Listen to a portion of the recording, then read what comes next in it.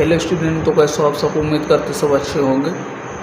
तो आज हम पढ़ने वाले हैं क्लास 10 गणित का अध्याय 2 जो है बहुपद। तो बहुपद किसे कहते हैं? प्रारंभिक बीजगणित में धन और ऋण चिन्हों से संबंध कई पदों के व्यंजक को बहुपद कहते हैं।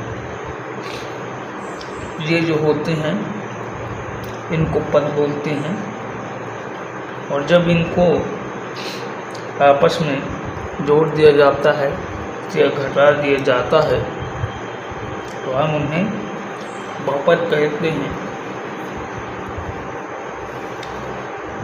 बीजीय बहुपद। बीजीय बहुपद किसे कहते हैं? चर एवं अचर बहुपद को शामिल करने से जो पद प्राप्त होता है उसे बीजीय बहुपद कहलाता है। जैसे हम देख सकते हैं, जैसे यहाँ 64 एक पद है, यानी कि 64 एक पद है यहाँ, और यहाँ ये है, ये एक पद है। इनको हम जोड़ दिए, ये बीजीय बहुपद कहलाता है।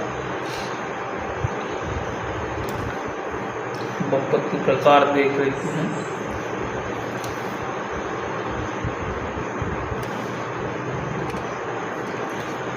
बहुपद के प्रकार देख लेते हैं। तो बीजीय बहुपद को, यानी कि बीजीय बहुपद के दो प्रकार होते हैं। एक होता है अचर, एक होता है चर। ठीक है, तो अचर हम किसे कहते हैं? पहले हम अचर देख लेते हैं। ओनली अचर। अचर उसे कहते हैं जो संख्या होती है, यानी कि बहुपद का ऐसा पद है जिसका मान हमेशा स्थिर रहता है, अचर बहुपद कहलाता है। अचर बहुपद की घात शून्य होती है। अचर बहुपद में कौन आ जाएगा? जैसे ये एक व्यंजक लिखा है बहुपद का, तो अचर बहुपद इसमें है 4, 5, इसमें है 2, 2। ठीक है, इनकी अचर बहुपद जिनका मान स्थिर रहता है, इनका कभी बदला नहीं जा सकता। जैसे कहीं 4 लिखा है तो वो 4 ही रहेगा, उसका मान नहीं बदला जाएगा। ठीक है, अब हम देख लेते हैं चर बहुपद। तो चर बहुपद बहुपद का ऐसा पद है, बहुपद का ऐसा पद है जिसका मान हमेशा बदलता रहता है, चर बहुपद कहलाता है। जैसे कि x² + 4x + 2y। यहाँ हम x की जगह में, यहाँ हम x की जगह में 1 रखेंगे तो इसका मान बदल जाएगा। x की जगह में 2 रखेंगे तो इसका मान बदल जाएगा। तो चर बहुपद का मान बदलता रहता है। ठीक है, चर बहुपद को x, y, z द्वारा सूचित किया जाता है। चर बहुपद को x, y, z द्वारा सूचित किया जाता है। अब हम कोई व्यंजक दिया है तो उसको हम कैसे पहचानेंगे कि ये बहुपद है कि नहीं है? तो ये किसी व्यंजक के सभी पदों का घात एक धनात्मक पूर्णांक हो तो वह बहुपद कहलाता है।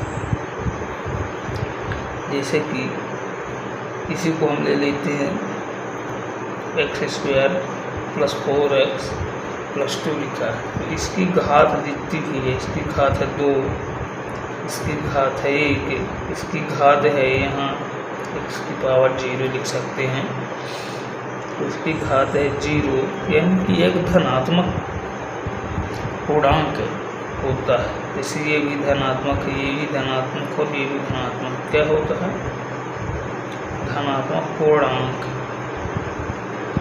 ठीक है, यदि किसी व्यंजक का घात भिन्न हो, ऋणात्मक पूर्णांक हो या अपरिमेय संख्या हो तो वह बहुपद नहीं कहलाता। जैसे हम यहाँ 4 उदाहरण ले लेते हैं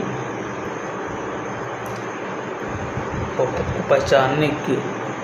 तो जैसे फर्स्ट उदाहरण है 2x² माइनस एक्स प्लस 0 हमने ले लिया, तो यह एक बहुपद है। क्या है? यह एक बहुपद है। हम दूसरा देख लेते हैं, x² प्लस √2 क्या है? ये एक बहुपद है। √x प्लस √2 ये एक बहुपद नहीं है। क्यों नहीं है? क्योंकि यह x का घात परिमेय संख्या नहीं है। x का घात परिमेय संख्या नहीं है। अब हम देख लेते हैं, जैसे यहाँ 4 + x⁻² है, ये भी एक बहुपद नहीं है, क्योंकि इसकी जो घात है वो ऋणात्मक है।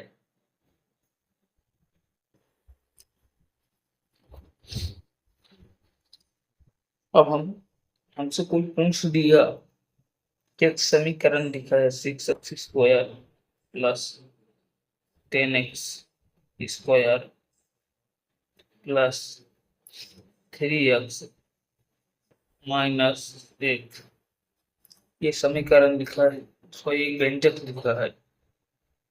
ये एक व्यंजक लिखा है और हमसे पूछ लिया 6x³ है। हमसे कोई पूछ लिया कि इस बहुपद की घात कितनी है, तो हम देखेंगे, सबकी घात देखेंगे और जिसकी घात सबसे ज्यादा होगी वही बहुपद की घात कहलाएगी। जैसे इसमें है, इसमें जो बहुपद की घात होगी, इसमें जो बहुपद की घात होगी, सबसे ज्यादा क्या है? घात 3 है, तो 3 ही जाएगी। ठीक, जैसे लिखा है यहाँ, एक और समीकरण हम ले लेते हैं। 4x⁻6 लिखा है प्लस 3x और प्लस 1 लिखा है। इस बहुपद में कि इस बहुपद की घात कितनी है, तो 6 हो जाएगी, क्योंकि यह सबसे अधिकतम है। ठीक है, तो हम देख लेते हैं घात के आधार पर बहुपद। नंबर 1 हो गया शून्य बहुपद। शून्य बहुपद क्या होता है? ठीक, जैसे कि हम एक लिखते हैं यहाँ बहुपद f(x) = 0 को हम शून्य बहुपद कहते हैं, जिसमें कोई एक भी पद ना हो, इसे हम शून्य बहुपद कहते हैं। फिर देखते हैं हम रैखिक बहुपद। है तो एक घात वाली बहुपद को रैखिक बहुपद कहते हैं। जैसे यहाँ लिखा है 3x + 5, यहाँ बहुपद की घात कितनी है? 1 है। तो मैंने क्या बोला कि ये घात वाले बहुपद को रैखिक बहुपद कहते हैं। अगर हम यहाँ a ले गए, 3 की जगह में अगर यहाँ a लिखा है, एक कांस्टेंट है, a की जगह में हम कोई भी अचर वैल्यू रख सकते हैं, तो यहाँ a = 0 नहीं होना चाहिए। अगर हम a = 0 रख देंगे तो ये पद 0 हो जाएगा, तो ये फिर रैखिक बहुपद नहीं कहलाएगा।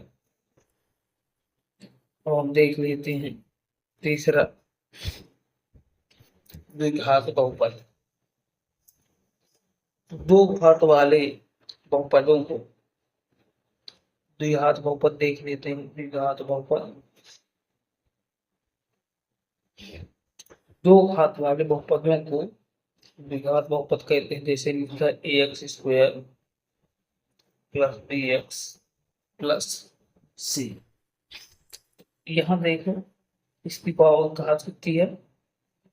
दो घात, दो घात वाले बहुपदों को द्विघात बहुपद कहते हैं। और यहाँ भी ए बराबर डी नहीं होता है, बी बराबर हो सकता है, बी बराबर जीरो हो सकता है, सी बराबर जीरो हो सकता है, लेकिन ए बराबर जीरो नहीं होगा। अगर ए बराबर जीरो हो जाएगा, बी पर जीरो हो जाएगा, ये द्विघात बहुपद नहीं रहेगा, ये हमारा रैखिक बहुपद बन जाएगा।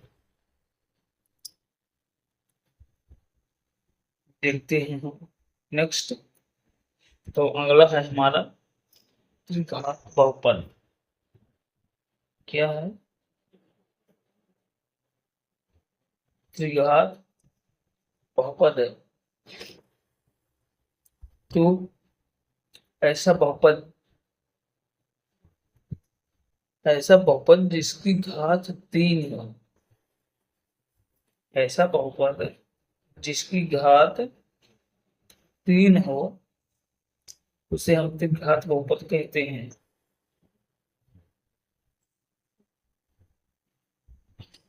ऐसा बहुपद जिसकी घात 3 उसे हम द्विघात बहुपद कहते हैं। और यहाँ भी ए बराबर इज नॉट जीरो, यानी ए बराबर जीरो नहीं होगा। एक पदी बहुपद किसे कहते हैं? एक पदी, एक पदी बहुपद,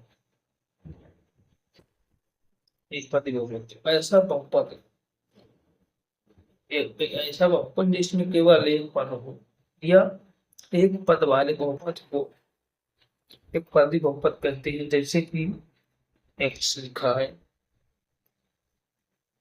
3y² लिखा है, 5 लिखा है, 2x लिखा है, जिनमें एक पद उसे हम एक पदी बहुपद कहते हैं। अब हम देख लेते हैं द्विपदी बहुपद। बहुपद ऐसा बहुपद है जिसमें दो पद हों, जैसे हमने यहाँ लिख दिया 100+2 x² - 3 5x की पावर 2 +8, जिसमें दो पद, जैसे एक पद ये हो गया, एक पद ये हो गया, दो पद हो गए इसमें भी और उसमें भी, तो ऐसे बहुपद को हम द्विपदी बहुपद कहते हैं। अब देख लेते हैं हम त्रिपदी बहुपद। त्रिपदी बहुपद तो ऐसा बहुपद है इसमें 3 पद हो, या 3 पद वाले बहुपद को त्रिपदी बहुपद कहते हैं। जैसे यहाँ लिखा है x² + 2x + 5, ठीक है, 10x² + 9x + 1, ये क्या है? त्रिपदी बहुपद है। क्या है? त्रिपदी बहुपद। तो आइए हम देखते हैं प्रश्न वाले 2.1। तो फर्स्ट क्वेश्चन है हमारा, किसी बहुपद px के लिए y बराबर px का ग्राफ नीचे आकृति दिया है। प्रत्येक स्थिति में px के शून्यों की संख्या ज्ञात है। तो यहाँ जो ग्राफ दिया है किसी भी बहुपद का हो सकता है। ये जो ग्राफ दिया है ये किसी भी बहुपद का हो सकता है। तो उसमें हमें शून्यों की संख्या निकालनी है। तो हमें किसकी निकालना है? px के लिए y बराबर px। हम यहाँ देखेंगे कि ये जो लाइन कट कर रहे हैं, ये जो लाइन कट कर रहे हैं वो x अक्ष को, ये x अक्ष हो गया, ये y अक्ष हो गया, ये x का माइनस वाला अक्ष हो गया, और ये y का माइनस वाला अक्ष हो गया, और ये हमारा मूल बिंदु हो गया। तो इसमें हम देखते हैं स्नेहों की संख्या। तो ये जो लाइन है वो x अक्ष को कहीं पर काट नहीं रही है, यानी प्रतिच्छेद नहीं कर रही है, तो इसमें हम हो जाएगा, हो जाएगा शून्यों की संख्या कितनी हो जाएगी? 0। इसमें देख लेते हैं तो इसमें है जो ये लाइन है वो एक अक्ष को कितने बिंदु पर प्रतिच्छेद कर रही है, तो एक बिंदु पर, इसलिए इसमें हो जाएगा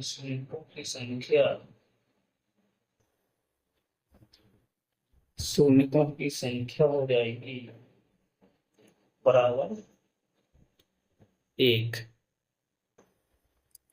तो इसमें हम देख लेते हैं शून्यतों की संख्या। तो शून्यतों की संख्या इसमें हो जाएगी, जैसे ये पूरा एक्स की लाइन हमारी पी एक्स की, ये हमारी पूरी पी एक्स की लाइन है। इसमें ये लाइन कितनी जगह से प्रतिच्छेद कर रही है, यानी काट रही है, 1 2 3। तो इसमें जो हो जाएगा शून्यतों की संख्या, शून्यकों की संख्या बराबर हो जाएगी 3। इसमें हम देख लेते हैं, इसमें जो हो जाएगा, इसमें शून्यकों की संख्या हो जाएगी, इसमें शून्यकों की संख्या हो जाएगी, शून्यकों की संख्या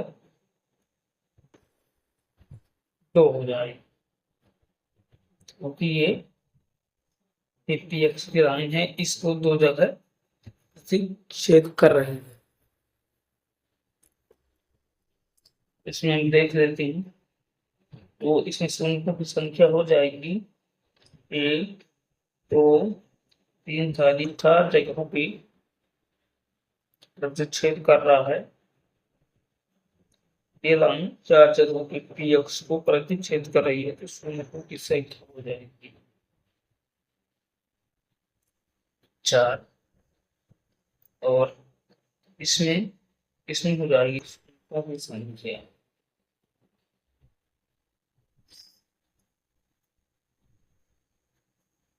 1 2 3। अब हम इसको 2 कंसीडर नहीं करेंगे, 2 नहीं लेंगे, ये लाइन यहाँ से आई और इस लाइन को टच कर वापस चली गई, इसलिए कितने बिंदु पर प्रतिच्छेद कर रही है, एक बिंदु पर, क्योंकि ये लाइन इस प्रकार है, यहाँ से ऐसे आई और ऐसे चली गई, एक बिंदु पर काट रही, एक बिंदु पर। तो ऐसे यहाँ पर भी हो, तो इसमें भी हो जाएगी शून्यकों की संख्या, तो 1 2 और ये 3 शून्यकों की संख्या हो जाएगी 3।